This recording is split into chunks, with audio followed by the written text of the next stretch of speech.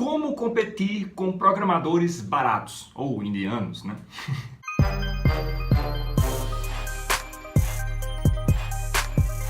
E a questão é, muitas vezes quando você pensa em como competir, né, com esses programadores que cobram preços, enfim, quase de graça para fazer alguns sistemas, e até em alguns sites, se você participa de sites de freelancer, coisas do tipo, então normalmente você vê lá aqueles indianos, né, quando o site é do mundo inteiro, você vê lá aqueles indianos que cobram quase de graça para fazer o sistema e você fica pensando, e agora, como é que eu vou competir com esses preços absurdos aqui? Isso aqui não tem como competir com eles. E aí que eu tenho agora uma coisa para te explicar bem direitinho, para você entender os aspectos que envolvem competir com um programador que cobra mais barato, por exemplo. Vamos entender primeiro o que é que o seu cliente quer. O que é que todos os clientes, na verdade, né? O que qualquer pessoa que quer um projeto quer. O que é que a pessoa quer no final das contas? Qual seria o cenário perfeito para essa pessoa? Seria que você entre no cérebro dela, pegue tudo o que ela está pensando e faça aquilo exatamente do jeito que ela precisa. Né? Esse seria o cenário perfeito, se você conseguisse escanear o cérebro do seu cliente, pegar exatamente o que ele está pensando, conseguir criar tudo aquilo que ele está pensando e do jeito que ele precisa, exatamente como ele imaginou. Esse seria o cenário perfeito. Né? Se você conseguir fazer isso, se você conseguir saber o que as pessoas estão pensando e saber exatamente o que a pessoa quer, maravilha! E o que é que o seu cliente mais tem medo? Qual é o maior medo de uma pessoa que quer um projeto de um sistema, de um site, de qualquer coisa desse tipo? É de perder o próprio tempo com erros de comunicação. Ou seja, é de pedir para você fazer isso, isso e aquilo, e você fazer isso, isso e aquilo de forma diferente, ou de forma errada, ou não como ele imaginou.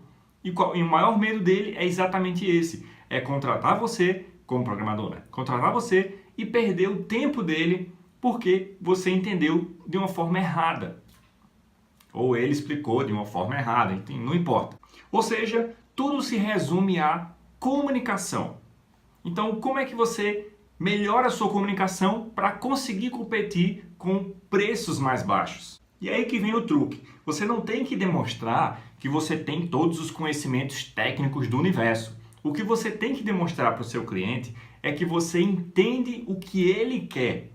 Você reexplica o que ele explicou para você. Quando você conseguir fazer isso, aí você vai conseguir competir com o preço tranquilamente. Então não importa se você está cobrando 10 mil reais e outra pessoa está cobrando 5 mil reais. O cliente vai tender muito a querer você se você conseguir entender o que ele está pedindo de verdade e explicar para você, demonstrar que você entendeu. Porque não é só entender na sua cabeça, você pode até ter entendido, mas se você não conseguir comunicar que você entendeu para ele, não conseguir convencer ele que você entendeu o que ele quer de verdade, então não houve comunicação. E o segredo é a comunicação entre você e o cliente. Então eu queria um site para minha pizzaria, um sisteminha para você escolher a pizza e fazer o delivery, certo? Beleza, eu sei fazer isso, sei demais. Faço tranquilo, nem se preocupe que eu faço tranquilo. Isso não é uma comunicação. Isso é só você dizendo que sabe fazer. E basicamente todo mundo vai dizer que sabe fazer, todo mundo vai dizer que já fez, todo mundo vai dizer que isso aqui é tranquilo demais, nem se preocupe que já está feito. Então isso não é entender o cliente. Isso é nada, basicamente. Isso e nada é a mesma coisa. E aqui vai um segredo chave, um segredo para você pegar qualquer projeto que você quiser. É o seguinte, se você conseguir complementar a explicação do seu cliente ou alertar ele em algum ângulo diferente que aquele projeto pode ter X problema ou Y problema e que como você pode solucionar esse problema baseado no que ele falou, se você conseguir complementar ou demonstrar um possível erro no projeto que pode ser resolvido de tal forma, quando você faz isso, o projeto é seu. Porque isso demonstra não só que houve uma comunicação perfeita, ou seja, você entendeu perfeitamente o que o cliente quer, mas mais do que isso, você entendeu mais do que ele. Então, se o cliente quer lá um sistema que faça isso, isso e aquilo, e você diz, beleza, a gente pode fazer isso, isso e aquilo, e aí, inclusive, a gente pode fazer com que isso daqui funcione para que isso ou aquilo funcione também da seguinte forma. Ou até o cliente quer isso, isso e aquilo, e aí você diz, beleza, mas se a gente fizer isso dessa forma, talvez o funcionamento dessa funcionalidade fique melhor, e aí fique melhor para você, para seus funcionários usar o sistema. O que você acha? Isso demonstra que você não só entendeu ele, como você entendeu mais do que ele. Isso passa confiança para o seu cliente. Então ele vai considerar muito mais, e aí eu digo muito mais, você que entendeu ele, que demonstrou que entendeu ele, que passou confiança, que entendeu ele, do que o cara que diz, sim, eu sei fazer, tranquilo demais, isso aqui eu cobro metade do preço que o outro programador quer. Então, como você chega nesse ponto de entender mais do que o cliente, basicamente? Você chega nisso praticando, criando sistemas reais e entendendo como funcionam as coisas no mundo real. Muitas vezes os programadores, eles entram em um círculo vicioso de querer entender só como funcionam tecnicamente as coisas. Então você quer aprender 350 padrões de projetos diferentes, orientação a objetos nuclear, fazer o código mais perfeito, mais otimizado e a coisa mais linda do universo, e você esquece de como fazer coisas que funcionam na vida real, coisas que ajudam pessoas de verdade, ou seja, as necessidades reais do cliente. Então mostre que entende o que o cliente quer e não o que você sabe fazer simplesmente. Se o cliente confiar na comunicação, ele vai preferir você do que um programador mais barato muitas vezes. E você percebe que eu falei pouco sobre preço, né, e mais sobre comunicação? Então vamos falar sobre preço agora. Você alguma vez na vida já escolheu um restaurante que, por exemplo, a comida era R$50, no lugar de um restaurante, muitas vezes um do lado do outro, que a comida era R$30. Então você já escolheu alguma vez o restaurante mais caro? Ou muitas vezes é um produto, por exemplo, tem lá o mais barato e o mais caro. Você já escolheu alguma vez o mais caro e não o mais barato? Obviamente que sim, todo mundo já, em alguma situação da vida, escolheu o mais caro do que o mais barato. Olhando do outro lado agora, quantas vezes você já escolheu o item mais barato ou foi para o restaurante mais barato e gostou mais do que o mais caro?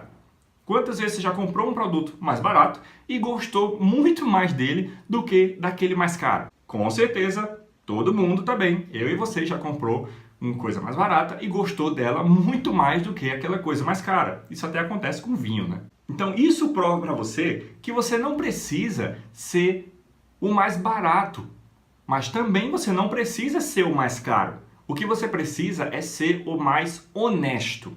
E por esse vídeo você deve entender que você tem que se focar mais na comunicação do que no preço em si.